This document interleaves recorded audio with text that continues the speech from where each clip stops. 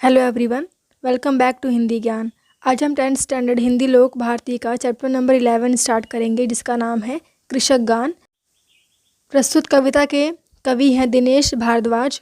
प्रस्तुत कविता कृषक यानी कि किसान के जीवन पर आधारित है। इस गीत के माध्यम से कवि अन्नदाता कृषक की दुर्दशा का वर्णन करते हुए संसार से उसके महत्व और सम्मान को पुनः स्थापित करना चाहता है।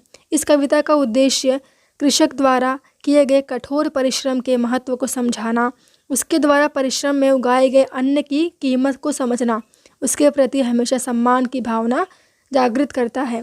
इसका फर्स्ट पैराग्राफ है, हाथ में संतोष की तलवार ले जो उड़ रहा है, जगत में मधुमास उस पर सदा पतझर रहा है।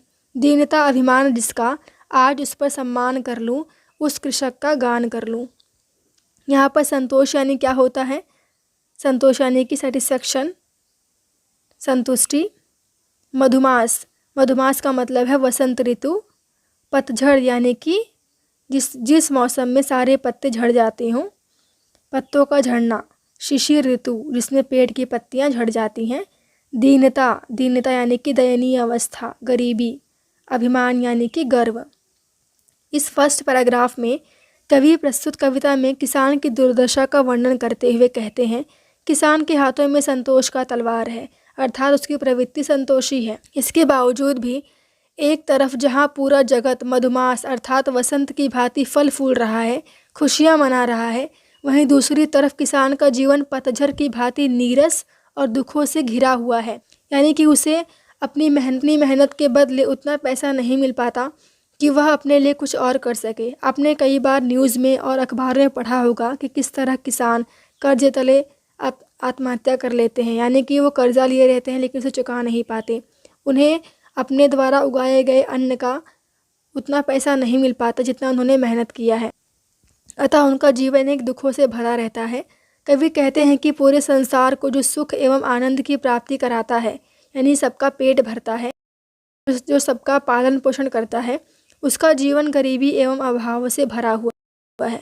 आप किसी गरीब किसान के यहाँ जाइए और उसे घर को देखिए, किस तरह से वो रहता है। इसके बावजूद भी वह गरीबी उस कृषक का अभिमान है। फिर भी कभी भी किसान इसका दुख नहीं मनाता, बल्कि अभिमान करता है कि मैं एक किसान हूँ। ऐसे कृषक पर कवि आज गर्व करना चाहते हैं और उसके सम्मान में वह गीत गाना चाहते हैं। अगला पैराग्राफ है, चूस कर श्रम रक्त जिसका, जगत में मधुरस बनाया, एक सी जिसको बनाई सृजक ने भी धूप छाया। मनुजता के ध्वज तले आह्वान उसका आज कर लूँ, उस कृषक का गान कर लूँ।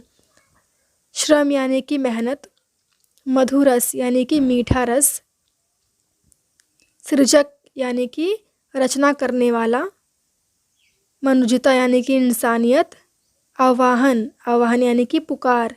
इस पैराग्राफ में कवि कहते हैं कि जिस किसान ने आज खून पसीना बहाकर इतनी मेहनत कर कर इस जगत को सुखी एवं समृद्ध बनाया है।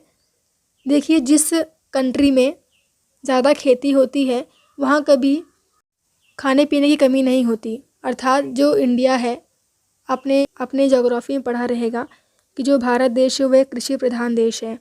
यहाँ पर 70% से ज़्यादा लोग खेती करते हैं और अपना पालन पोषण करते हैं स्वयं।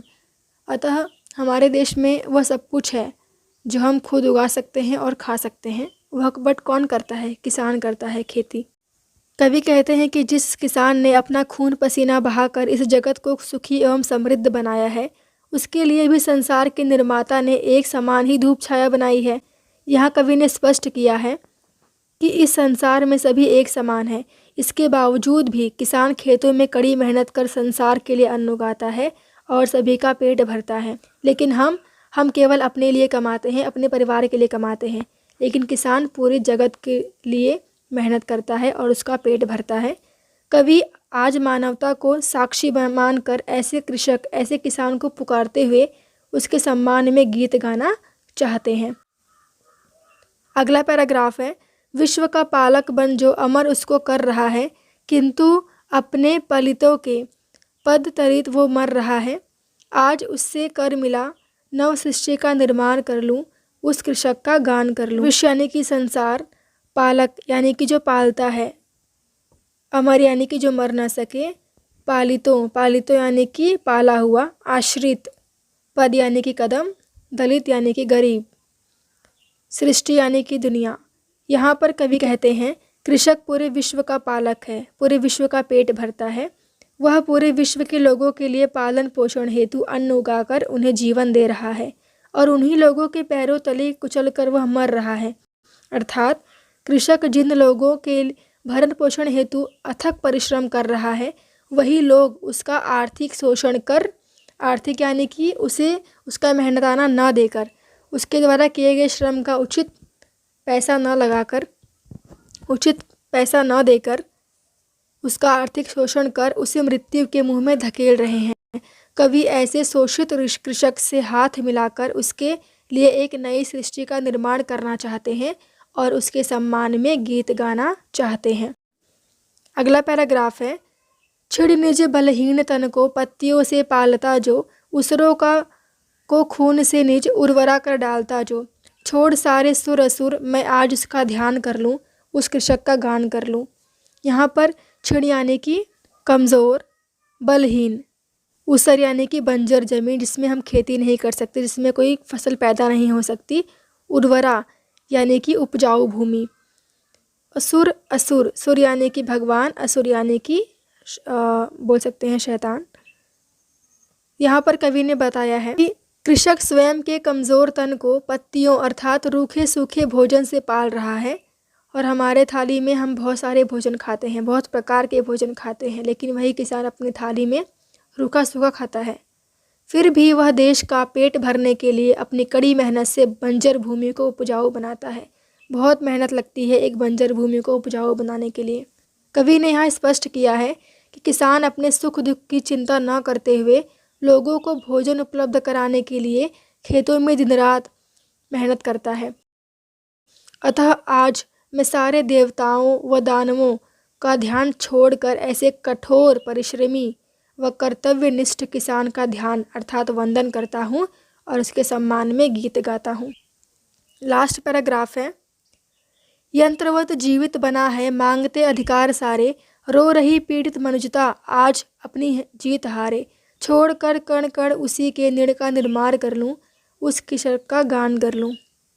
मनुजता यानी कि इंसानियत, निड़ यानी कि घोंसला। यहाँ पर कवि ने समझाया है कि कृषक अपने अधिकार मांगते मांगते अब केवल एक यंत्र बनकर जीवित है। कृषक को ऐसी दुर्दशा देखकर मानवता आज अपनी जीत को हार समझकर रो रही है। कवि कहता है कि जो कृषक इस संपूर्ण विश्व का अन्नदाता है, उसे अपने ही अधिकार नहीं मिल पा रहे हैं। अपने अधिकारों को पाने की चाह में वह अब एक मशीन के समान जीवित है। उसकी ऐसी दुर्दशा देखकर मानवता भी रो रही है। आज मैं उस किसान, उस कृषक की मेहनत का एक एक कण अर्थात उसकी मेहनत की एक एक पूंजी जोड़कर उसके लिए एक घरौंदा बनाना चाहता हूँ और उसके सम्मान में गीत गाना चाहता हूँ। और यह पोयम समाप्त हुई। उम्मीद है आपको समझ में आया होगा। Thanks for watching.